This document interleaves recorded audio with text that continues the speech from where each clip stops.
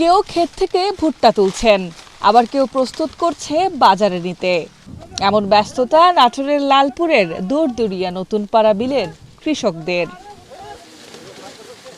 কৃষকরা বলছেন, এবার হাইব্রিড ইন ৩৩৫৫ জাতের ভুট্টা করে বিঘাপ্রতি ৫২ মণ ফলন পেয়েছেন তারা, যেখানে অন্য ভুট্টা চাষে ফলন কম, খরচও বেশি। আমি বছরে নাশপাতি বীজ ভুট্টা চাষ করি এবং আমি সেখানে ব্যাপক ফলন পাই এবং লাভবান হই। ৫০-৫৫ মণ পর্যন্ত ফলন করেছি। আর এই ভুট্টাটার আপনার হলো রোগ বালাই কম হয়, একটু ওষুধ পানিটা কম দিতে হয়। যে দানাগুলা অন্যান্য ভুট্টার তুলনায় অনেক বড় এবং খুবই পরিপক্ক।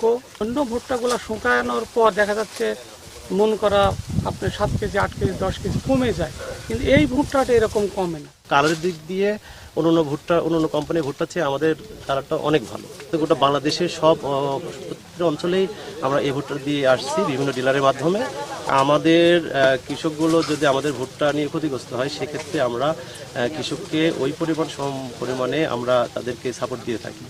এদিকে ভুট্টা চাষে কৃষকদের ভালো জাতের বীজ কেনার পরামর্শ দেওয়ার পাশাপাশি সহযোগিতা করছে স্থানীয় কৃষি বিভাগ, যেটাতে ফলন প্রায় ৪৫ থেকে ৫০ মণ হয় এবং ১০ থেকে ১২ টন প্রায় হেক্টরে ফলন হয়।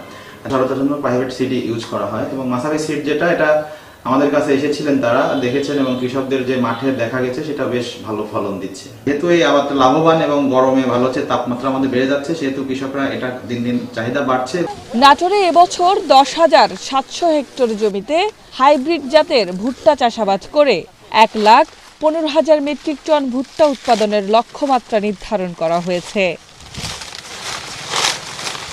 H A Mitu, Asian television.